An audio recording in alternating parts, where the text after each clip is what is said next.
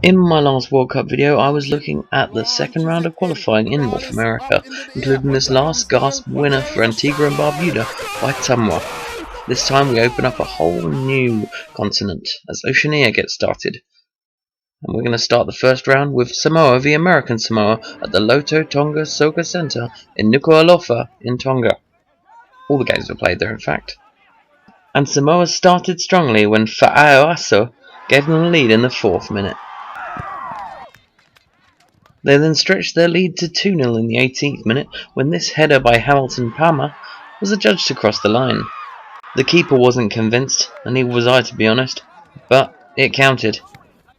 And it got even better for Samoa in the 26th minute when Mobley made it 3-0.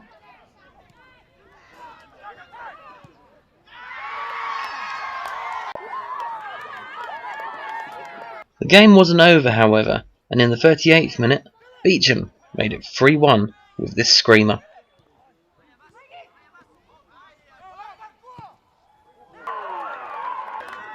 Beecham bagged himself a second in the 86th minute, but it was only a consolation, and the final score was Samoa 3, American Samoa 2.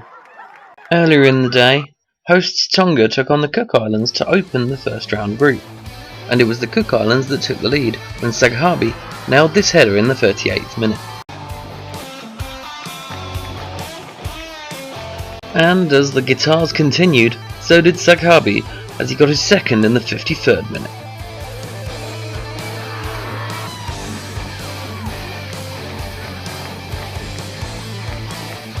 Seven minutes later, Saghabi made it a day to remember when he bagged his hat-trick with this great goal, giving the Cook Islands a 3-0 win. Moving on to match day 2, and we start with a match between the two losing teams from the first matches, Tonga versus American Samoa, and Tonga drew first blood in the 47th minute when Sione Uhatahi pounced on this rebound.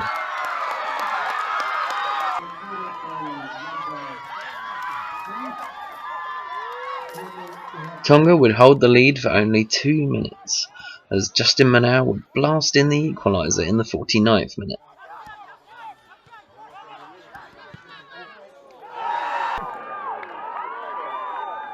The comeback was complete another 2 minutes after that, when this goal kick went straight into the path of another American Samoan. Ott finished the job in the 51st minute, and the score stayed that way, giving American Samoa a 2-1 win.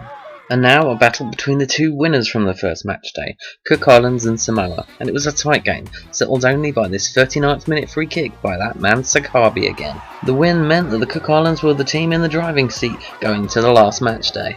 And that match day began with already eliminated Tonga taking on Samoa. And as only the top team went through, Samoa needed a big win. I hope results would go their way. And Mavali gave Samoa a 9th minute lead to make sure they were doing what they needed to do. The Samoans continued to push, and in the 22nd minute, Hall made it 2-0.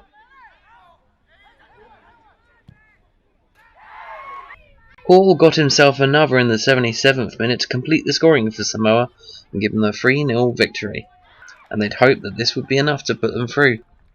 It all depended on the final game between American Samoa and the Cook Islands. The Cook Islands only needed a point to go through, while American Samoa needed to win by 3 goals. And American Samoa took the lead in the 58th minute with this free kick from Mitchell. Unfortunately for the Cook Islands, the next goal was also a free kick by American Samoa when Justin Manow got his second of the tournament in the 67th minute. And unfortunately for American Samoa, that's how it ended. The result meant that Samoa would be going through on goal difference as all 3 teams finished on 6 points. There's the final table for you. That's it for this edition. We've got more Asian and North American qualifiers coming up. However, Oceania won't be back until May next year. Until then, like and subscribe.